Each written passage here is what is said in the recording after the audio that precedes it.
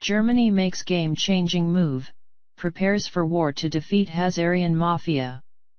Posted on benjaminfulford.net. By Benjamin Fulford. For the past few weeks the wheels of geopolitics have been churning the mud during a summer ceasefire. That is now ending. The German government has made a decisive break with the Hazarian Mafia and has ordered its citizens to stockpile 10 days' worth of emergency food supplies in preparation for a war of independence, according to both CIA and MI6 sources. In addition, the German government is mobilizing 600,000 militia members in preparation for this war, the sources say. The trigger for this mobilization was a request by the Hazarian-controlled U.S. government for Germany to accept a massive false flag attack on its territory as an excuse for totalitarian Hazarian rule. The Germans have decided to refuse this request and are instead allying themselves with the Russians and effectively joining the UK and Turkey in a Western-led move against the Hazarian-controlled American government, the sources agree. This information can be confirmed in a series of German government statements seen in the corporate media. These include the announcement of the emergency food supply request, a statement by the German foreign minister that Germany needs to work with Russia, and a statement by the economy minister that the US Hazarian-led TTIP trade agreement was dead in the water. The German move is just the opening salvo of what is expected to be a decisive campaign to permanently end Hazarian control of the West and its remaining slave states. Expect similar moves in many countries as the autumn offensive against the final Hazarian Mafia strongholds goes into full gear. As the snowball effect continues, keep your eyes on France, Japan, Turkey, Saudi Arabia, and Brazil among other places over the coming months. Another clear signal that things are not as normal is the fact that Hazarian presidential candidate Hillary Clinton has become too scared to meet actual real people and has begun using green screen to tape her campaign performances. That is because the people on the bounty list issued by the White Dragon Society have been vanishing from public view one by one. That is also because her mass-murdering Bush/Clinton/Rockefeller mafia bosses are hated by a vast portion of the world's awakening public. The Chinese, for their part, have given up on Hillary and, since they also have no love for Republican candidate Donald Trump, are now considering a more radical move. They have invited Canadian Prime Minister Justin Trudeau to visit China before the big September 4th 5G20 meeting the Chinese are hosting. Sources in Asian secret societies say the Chinese will ask Trudeau if he would be interested in leading a Mexican/American/Canadian-North American alliance. It is not clear, however, just how aware of reality Trudeau is. The Canadian corporate press parrots its U.S. counterparts like the New York Times in presenting outright lies as facts. In their worldview, it was not the Saudis and their Bush/Clinton allies who used sarin gas in Syria but rather the dictator Assad, never mind that he was elected in an internationally observed poll. In their worldview as well, Russia's Vladimir Putin is an evil dictator who invaded the Crimean Peninsula. The same press holds to the worldview that Hillary Clinton is the reasonable status quo candidate and that Donald Trump is a crazy maniac who must not be allowed to have power.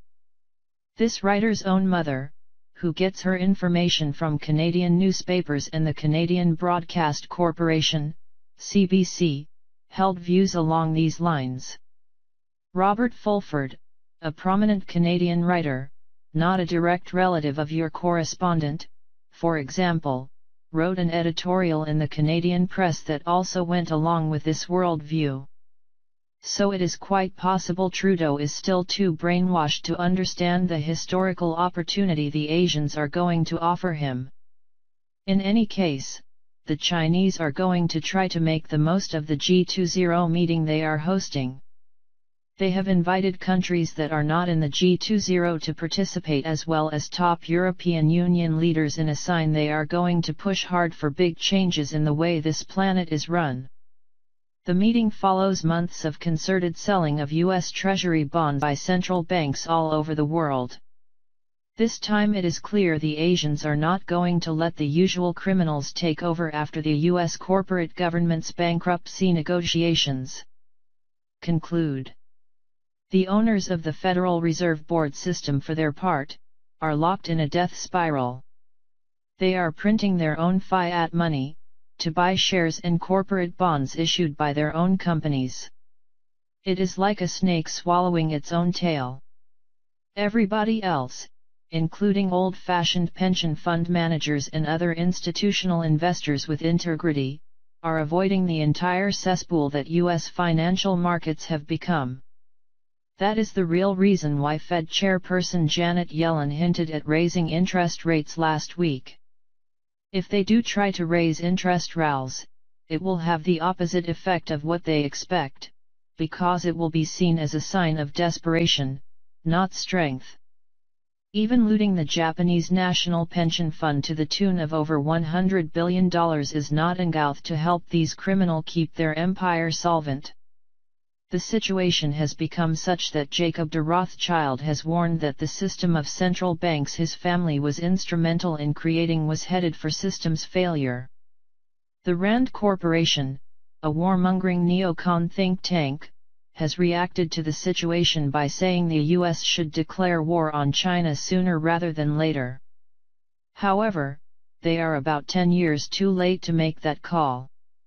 At the time the Pentagon ran simulation after simulation involving a war with China, and the result was always the same: the loser would unleash nuclear war and the result would be that 90% of the world's population dies and the northern hemisphere of the planet becomes uninhabitable.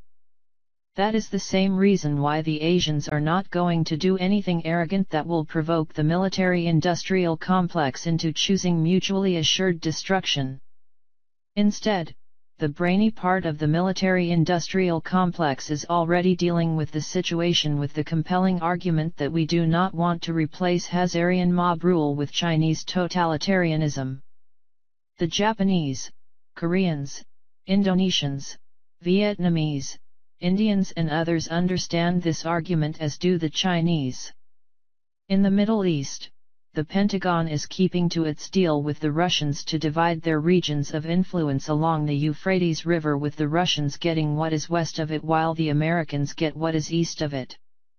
The Turks are also now going along with this.